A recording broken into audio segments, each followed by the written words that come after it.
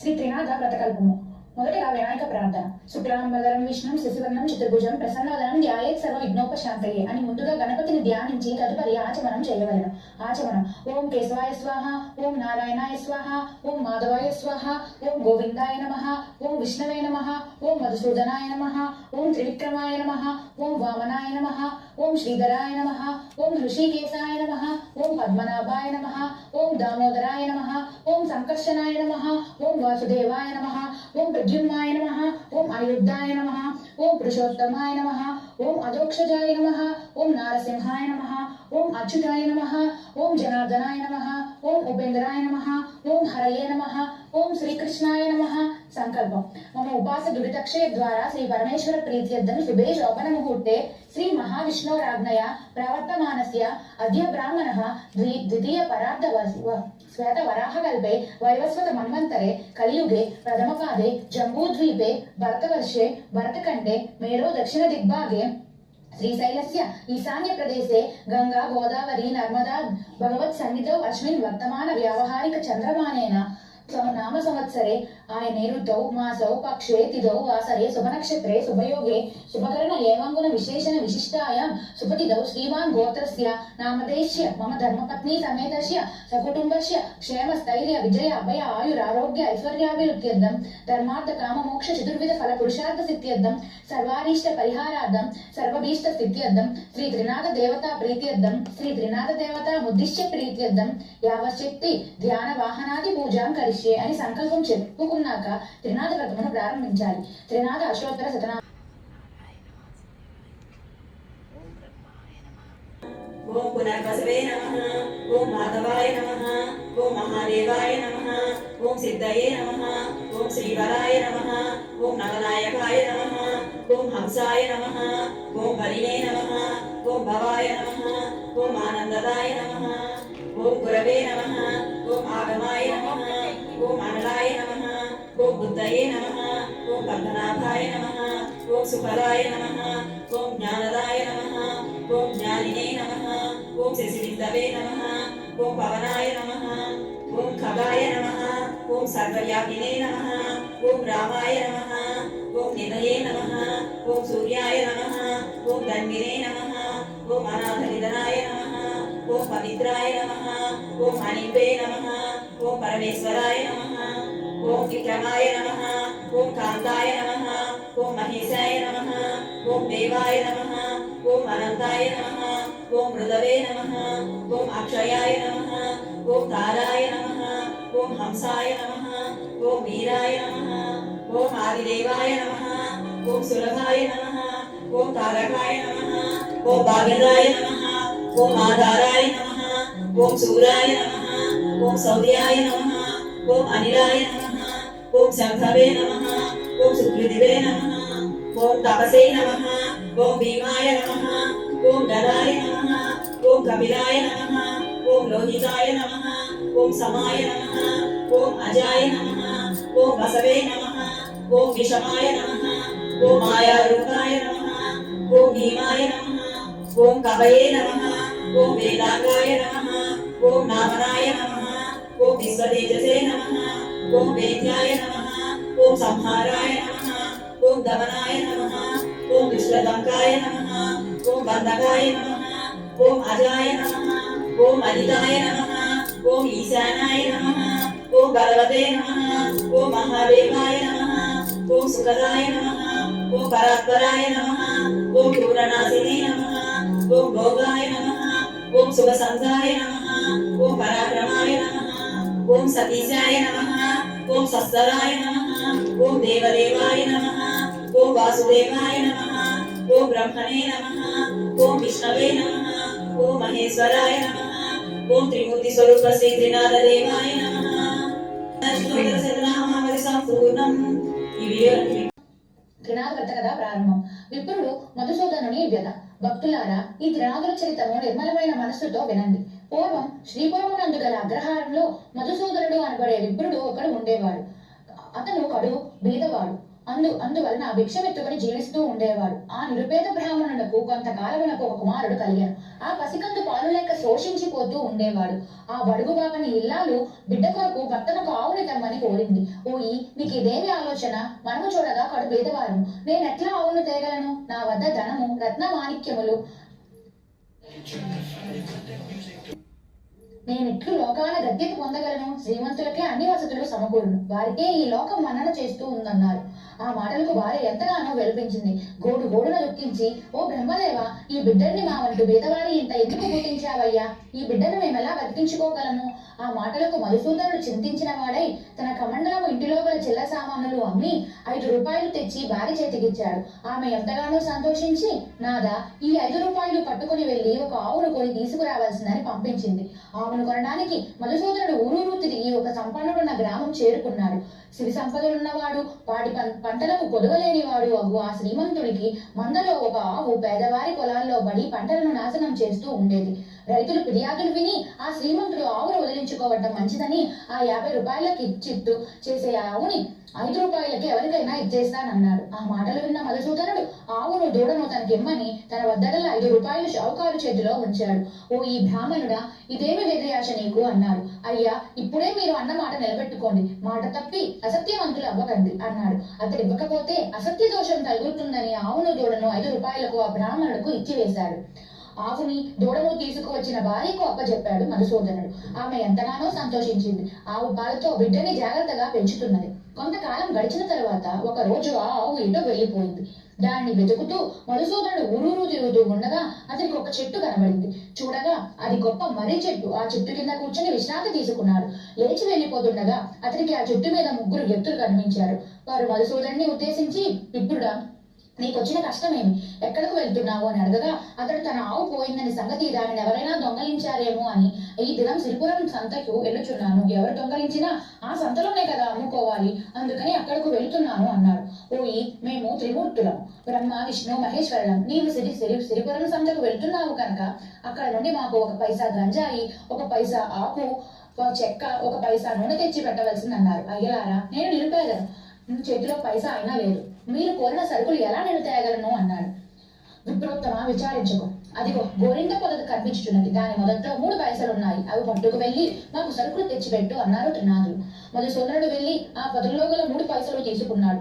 ఇంకా ఉన్నవేమో అని తవ్విపోగా త్రిమూర్తులు వారిని వారించి, ఓ విప్రోత్తమ, ఎంత దొరికితే అంతే ఉండును, వృధాశ్రమకు ఆశకు లోనవ్వద్దు అన్నారు. చిత్తమని మధుసూదనుడు ఆ 3 పైసలతో బయలుదేరి వెనుకకు వచ్చి, అయ్యలారా, ఆ సరుకులను ఖరీదు చేసి వాటిని ఎలా తీసుకురాగలను అన్నారు. ఓయి, నీ పై గల వస్త్రం పట్టి వాటిని తీసుకురా, నూనెని కూడా నీ గావంచలో పోయించుకో అని చెప్పారు. త్రినాథుల కరుణ వల్ల కంచెలోన నూనె నిలుచుట. ఆ మధుసూదనుడు సిరిపురం సంతలోని ప్రవేశించాడు. సంత అంతా తిరిగాడు. ఎక్కడా తన ఆవు కనబడలేదు. ఇక ఆశ వదులుకున్నాడు. ఆకులు, వక్కలు, గంజాయి తీసుకొని నూనె కోసమని తెలకల వాణి వద్దకు వెళ్లి, అయ్యా, 1 పైసా నూనె నా గావంచులో పోయండి అని అన్నారు.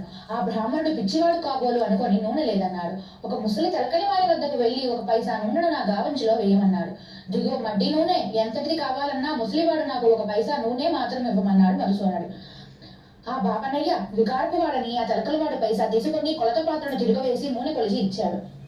గావంచా చెంగు పట్టుకొని ఆ బ్రాహ్మణుడు వెళ్లిపోయాడు. కొట్టులో కూర్చొని ఉన్న తెలకలవాడు మూర్చిపోయాడు. తెలకల వాళ్ళంతా వచ్చి ముసలివాడిని సేద తీర్చుకోవాల్సిందని కూర్చోబెట్టి సంగతి ఏమని ప్రశ్నించాడు.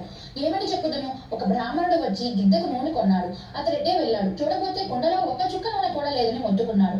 అతడు మా దగ్గరకు వచ్చాడు, నూనె లేదంటే వెళ్ళిపోయాడు అని ఒకరితో ఒకరు చెప్పుకుంటూ ఆ విప్రుని వద్దకు పరిగెట్టారు. ఓ ఈ బ్రాహ్మణోత్తమ, మీరు నూనె కొన్నారు కదా, అది కొంచెం తక్కువగా ఉన్నది, పూర్తిగా ఇచ్చి వేస్తాము రమ్మన్నారు. వారితో సంతలోకి వెళ్ళాడు. ముదుసలి తెలకలవాడు గావంచలో ఉన్న నూనె తెచ్చి కొండలో పోయగా దుత్తలన్నీ భర్తీ అయ్యాయి. ముదుసలి తెలకలవాడు అది చూసి ఆనందపడి ఈసారి నూనె సరిగా కొలిచి ఇచ్చాడు. అతడు ఇచ్చిన నూనె తీసుకుని మధుసూదనుడు తిన్నగా మర్రి చెట్టు చెంతకు వెళ్ళాడు. త్రినాథులు తెమ్మన్న సామాన్లు వారికి అందజేశాడు. త్రినాథుల మేళా జరుపుట.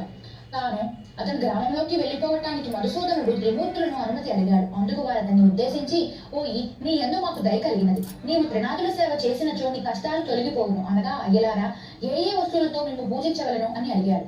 ఓ ఈ విప్రుడా, మా పూజకు అధిక ద్రవ్యము అక్కర్లేదు, కొంచెముతోనే తృప్తి చెందదాము. ఇప్పుడు నీవు తెచ్చినట్టు 3 పైసల సామాగ్రి చాలును, మాకు వీటితోనే మేళా చేయము. 3 మట్టి చిలుమలి యందు గంజాయిని నలిపి అందులో నిప్పును వేయుము. దీప ప్రమిదలు 3 చేసి అందులో నూనె వేసి ఒత్తులు వేసి ఆకులు, చెక్కలు జాగ్రత్తగా చేసి ఉంచి రాత్రి మొదలు పిలిచి పూజా ద్రవ్యములు సమస్త పదార్థాలను స్వామికి సమర్పించవలను. అట్లు చేసిన నీ పాపములు తొలగిపోవును అన్నారు. ఆ మాటలు విని విప్రుడు పూజకు పూనుకున్నాడు. చెట్టు మొదటనే పూజ ప్రారంభించి గంజాయి తయారునొచ్చి దీపములను ఒత్తులను లేవనగా నీ గావంచ చించి ఒత్తులు చేయమని త్రిమూర్తులు అన్నారు. అందుకు ఆ విప్రుడు, అయ్యలారా, నేను పేదవాడును, భిక్షమెత్తుకొని రోజులు గడుపుచున్నాను. అన్న వస్త్రములు కష్టపడుచున్న వానికి దీపము ముట్టించుట అగ్గి లేదు. నా గావంచ ఒత్తుల పాలైనది, నా ఆవు దొంగల పాలైనది, నా కుటుంబం ఉపవాసముతో ఎదురు చూస్తూ ఉంటారు. ఏ బుద్ధితో పూజ చేస్తాను అని విచారించసాగాడు. ఓ ఈ బ్రాహ్మణుడా, దిగులు చెందకు, నీ ఆవు దొరుకుతుంది. నువ్వు నీ కుటుంబము సౌఖ్యంగా ఉంటారు. వస్త్రంగా దొరుకునగా అటువంటి స్థితి నాకు ఎప్పుడు కలుగుతుందో అప్పుడు మీకు 5 మేళాలు ఇస్తాను అన్నాడు. దీపం వెలిగించుటకు అగ్గి లేదు అని విప్రుడు అనగా త్రిమూర్తులు విప్రుడి కళ్ళు మూసుకోమన్నారు. కళ్ళు మూసుకుని తెచ్చి చూసేసరికి దీపములు వెలిగినవి. విప్రుడు ఆనందించి మేళా సమర్పించాడు. ఆ ఆనందంతో త్రిమూర్తులకు సాష్టాంగ దండ ప్రణామాలు చేశాడు. త్రినాథుల అనుగ్రహం. త్రినాథులు అనుమతి తీసుకొని ఇంటికి వెళ్తున్న విప్రులకు మార్గమార్గంలో ఆవు దూడ కనిపించింది. సంతోషించిన వాడే వాటిని వెంట పెట్టుకుని ఇంటికి చేరుకున్నాడు. ఇంట్లో చూడగా సిరి సంపదలతో ఓలలాడుతున్న ఇదంతా త్రినాథుల కృపవలనేనని ఆనందించాడు. మిత్రుల్ని బంధువుల్ని పిలిచి తాను వెళ్లిన నాటి నుండి ఆనాటి వరకు జరిగిన సంగతులన్నీ వివరించాడు. త్రినాథుల మేళ ఫలితమని అందరికీ వివరించాడు. త్రినాథుల పూజా విధానాన్ని అందరికీ చెప్పాడు. గ్రామంలోని 50 మంది త్రినాథ మేళాను చేశారు. అందరికీ సిరి సంపదలు సమృద్ధిగా కలిగాయి. రాజు త్రినాథుల మేళాను నిషేధించిన రాజ్యంలో 50 మంది సిరి సంపదలతో తొలతోవడం వల్ల వర్తకులకు వ్యాపారాలు మందగించాయి. వారంతా రాజుగారి వద్దకు వెళ్లి ఫిర్యాదు చేశారు. మధుసూదనుడు అనే బ్రాహ్మణుడు భిక్షమెత్తుకొని బతికేవాడు. సిరిపురం వెళ్లి త్రినాథ వ్రతం చేసి తాను సిరిగల వాడయ్యాడు. ఊరిలోనూ సిరి సంపదలు పొందారు. అందువల్ల మా వ్యాపారాలు అడ్డంటిపోయాయి. క్రయ విక్రయాలు లేవు. మీరే మమ్మల్ని ఉద్ధరించాలి అన్నారు. రాజువారి మాటలు విని కోపం చెంది త్రినాథులనే వారు ఏ దేవతలు వారని వీరంతా ఏల పూజించుకుంటున్నారు. నా ఆజ్ఞ వినండి. ఈ దినం నుండి ఎవరు త్రినాథులను పూజ చేయరాదు. అట్లు కాక ఎవరైనా పూజ చేస్తే వారికి 500 రూపాయల జరిమానా, 6 మాసాల ఖైదు. ఇది నా శాసనం. దీనిని ఎవరూ ధిక్కరించరాదు. కాదని ధిక్కరించిన సోలము వేయబడదు అని ప్రజలను హెచ్చరించాడు. త్రినాథుల అనుగ్రహం. త్రినాథుల పట్ల, త్రినాథుల మేళ పట్ల రాజు శాసనం చేయడం త్రినాథుల ఆగ్రహానికి రాజును గురి చేసింది. వారి ఆగ్రహం కారణంగా యువరాజు చనిపోయాడు. రాజు అంతఃపురం, పరివారం, దేశ ప్రజలు అందరూ ఎంతగానో రోధించారు. రాకుమారుని అంత్యక్రియలకు శవాన్ని నదీ తీరానికి తీసుకువెళ్లారు. అసంఖ్యాకంగా ప్రజలు అక్కడికి చేరారు. త్రినాథులను దయ కలిగింది. రాజుకు తమ పట్ల విధేయత, భక్తి కలిగించడానికి అదే తగిన సమయం అని నిర్ణయించుకున్నారు త్రినాథులు. త్రినాథులు యువరాజును బ్రతికించారు. త్రినాథులు వృద్ధ సన్యాసుల రూపంలో శ్మశానానికి వచ్చారు. రాజును వారి పరివారమును చూసి, మీరందరూ ఇచ్చటకు వచ్చి ఎందువల్ల విచారముతో ఉండరు? ఈ బాలుడు ఎవరు అని అక్కడి వారు ప్రశ్నించారు. రాజు ఏం లోపము చేశానో ఈ రాకుమారుడు చనిపోయాడన్నారు. అక్కడ ప్రజలు, అందుకు ఆ త్రినాథులు, ఈ పిల్లవాడు చనిపోలేదు. మీ రాజు త్రినాథుల వారిని చులకన చేయటం వల్ల, త్రినాథ భక్తులపై దండన శాసనము చేయటం వల్ల ఇట్లయినది. మీరందరూ త్రినాథుల వారిని పూజించితే బాలుడు లేచి కూర్చుంటాడు అన్నారు త్రిమూర్తులు. ఆ మాటలు విని అక్కడంతా త్రినాథ మేళ స్వాముల వారికి సముద్ర ఘోష వలె గర్జించారు. రాజు త్రినాథుల 7 మేళాలు చేయటకు ఒప్పుకున్నారు. వెంటనే ఆ రాకుమారుడు లేచి కూర్చున్నాడు. అందరూ ఎంతో ఆనందించారు. త్రినాథుల మేళాకు వర్తకుని బ్రొక్కు. ఆ సమయంలో స్వర్ణభద్ర నది మీదుగా తన సరుకులను తీసుకుని వెళ్తున్న వర్తకుడు అక్కడ ప్రజలు ఆనందంతో చేస్తున్న ఘోష విన్నాడు. అదేమిటని రేవులో దిగి వాళ్ళ వద్దకు వచ్చాడు. మీరేనా ఎంత ఆనందం, ఎవరిని స్మరిస్తున్నారు అని అక్కడ వాళ్ళను అడిగాడు. వారు జరిగినదంతా చెప్పి, త్రినాథుల దయామయులు, వారి మేళా చేసినా కనీసం వారిని స్మరించినా ఎంతో మేలుకలుగు చేసే మహనీయులు అని చెప్పి రాజకుమారుడు చచ్చి బతికిన విషయాన్ని వివరించారు. నా ఓడలు ఒడ్డున ఉన్నాయి. వాటిపై విదేశాలకు వర్తం చేసుకునే నిమిత్తం వెళ్తున్నాను. నా వ్యాపారం బాగా జరిగి నాకు బాగా లాభం చేస్తే నేను త్రినాథుల వారి మేళా చేస్తాను అని పలికి ఆ షావుకారు వెళ్ళిపోయాడు. మేళా చేయగా ఓడ మునిగిపోవుట. ఆ షావుకారు విదేశాల్లో బాగా లాభాలు ఆర్జించుకొని ఇంటికి తిరిగి వచ్చాడు. ఓడలోని ధనమును నౌకర్లచే ఇంటికి వేయిస్తుండగా చూస్తుండగానే అతని ఓడ నీటిలో మునిగిపోయినది. అందులో వాళ్ళందరూ నీటిలో మునిగిపోయారు. అది చూసి షావుకారు నేలపడి దొడ్డుతూ ఏడుస్తుండగా, ఓ ఈ షావుకారు, నీవు త్రినాథుల మేళా చేస్తానని మొక్కుకొని మరిచినావు. అందువల్లనే నీ ఓడలోని వారు మునిగిపోయారు అని ఆకాశం నుండి త్రినాథుల వాక్కు వినపడినది. గుర్తు తెచ్చుకున్నవాడై, అవును, నేను త్రినాథులకు మేళా చేస్తానని మరిచిపోయాను అని మేళాకు కావలసిన సామాన్లు తెమ్మని నౌకర్లను పంపించి గంజాయి, ఆకులు, చెక్కలు మొదలగు సరుకులు తెప్పించి ఇంటి వద్ద తన వారిని అందరినీ రప్పించి త్రినాథులకు సాష్టాంగ దండ ప్రణామాలతో మేళా చేశాను. త్రినాథుల కరుణాకటాక్షం వల్ల ఓడ నీటి పైన తేలింది. షావుకారు ఓడలోని సరుకులను ఎత్తించుకొని ఇంటికి చేరుకున్నాడు. గుడ్డివానికి చూపు, కుంటివానికి కాళ్ళు బాగుట. షావుకారు తన ఇంటి వద్ద సమర్పించిన మేళా గురించి ముందుగా రాజ్యమంతా చాటింపు వేయించారు. నలుపక్కల ప్రాంతాల నుండి ప్రజలు తండోపతండాలుగా విచ్చేశారు. అలా వచ్చిన వారిలో గుడ్డివాడొకడు త్రోవ కనబడక వెళ్తున్న వారికి తమ వెంట తనను కూడా తీసుకువెళ్ళమని అడిగారు. అయినా మీరంతా త్రినాథుల మేళాకు చూస్తారు, నేను గుడ్డివాడు, నేను ఎలా చూడగలను అనగా, ఓయి త్రినాథుల దయ అపారం, నీవు మేళా చూస్తానని ధైర్యం చెప్పి ముందుకు సాగిపోయారు. గుడ్డివాడు అక్కడే కూర్చుని త్రినాథ స్వామిని స్మరించుకుంటున్నాడు. ఆ సమయాన కాళ్ళు చేతులు స్వాధీనంలో లేని అరటివాడు ఒకడు జైక్కుంటూ అటు వచ్చాడు. గుడ్డివాడు వారిని ఎక్కడికి వెళ్తున్నావు అని అడిగాడు. త్రినాథుల మేళాను చూడడానికి వెళ్తున్నాను అన్నాడు. ఓ మిత్రమా, నేను అందుకే బయలుదేరాను. గుడ్డివాడిని దాని కానుక ఇక్కడే చతికలు పడిపోయాను. త్రినాథులు దయామయుడు, మనల్ని తమ మేళాకు రప్పించుకుంటున్నారు. వారిద్దరూ ఒకరితో ఒకరు కూడబలుకొని గుడ్డివాడు ఇటు చెబుతున్నాడు. మిత్రమా, నీకు కళ్ళున్నవి కనుక నీవు నా భుజం పైన కూర్చుని దారి చూపు, నేను నిన్ను మోసుకుపోతాను. ఇద్దరము త్రినాథుల మేళాకు చేరుకునవచ్చు అని చెప్పగా గుడ్డివాని భుజం మీద కుంటివాడు కూర్చొని గుడ్డివాడిని దారి చూపడానికి ఆ విధంగా త్రినాథుల వారి మేళా చూడడానికి నిర్ణయించుకున్నారు. అలా కొంత దూరం వెళ్లేసరికి గుడ్డివానికి కొద్దిగా చూపు కనపడసాగింది. ఆ సంగతి తన భుజాలపై ఉన్న సొట్టవానితో వానితో చెప్పారు. మిత్రమా, నాకు నువ్వు కాలు కొద్దిగా బాగైనవి, ఇప్పుడు నేను నడవగలను. ఇదంతా త్రినాథుల దైవాలనేనని సంతోషంతో వారిద్దరూ షావుకారు చేసే మేళాకు వెళ్లి ఎంతో ఆనందించారు. వైష్ణవునికి రక్ష, గురువుకు శిక్ష. త్రినాథ మేళా జరుగుతున్న 4 రోజులు ఒక వైష్ణవ భక్తుడు వస్తుండేవాడు. కూర్చుని మేళా పూర్తవకుండా లేచి వెళ్ళిపోతూ ఉండేవాడు. ఇదంతా గమనించిన అక్కడ వారు వైష్ణవుడు ప్రతిదినం మేళా పూర్తి కాకుండా లేచి వెళ్ళిపోతున్నాడు. ఈ దినం అతనికి రానియరాదని నిర్ణయించుకున్నాడు. అతడు రాగానే నీవు రావడానికి వీలు లేదు అన్నారు. ప్రతిదినం నీవు మేళా పూర్తి కాకుండా వెళుతున్నావు అన్నారు.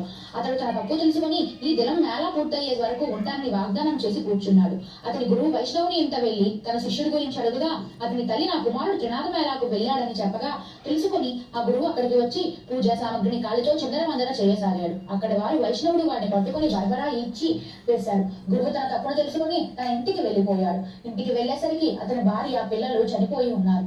మేళాను పాడు చేసినందుకే మీకు ఈ ఆవేదన సంభవించిందన్నాడు శిష్యుడు.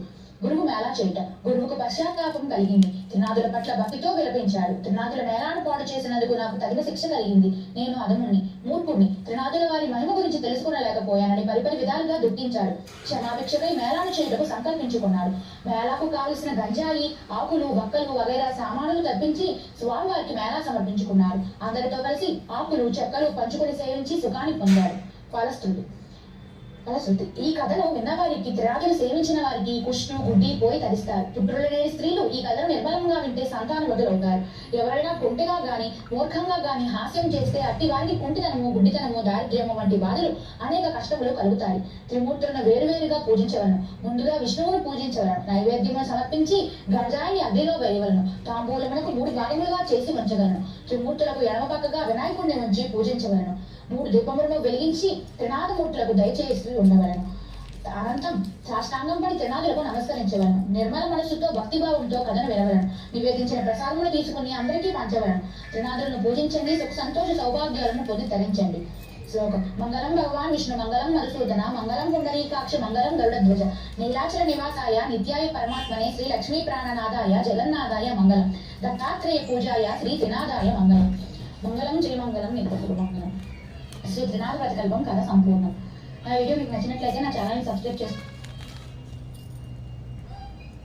నా వీడియోని లైక్ చేయండి, షేర్ చేయండి. Thank you.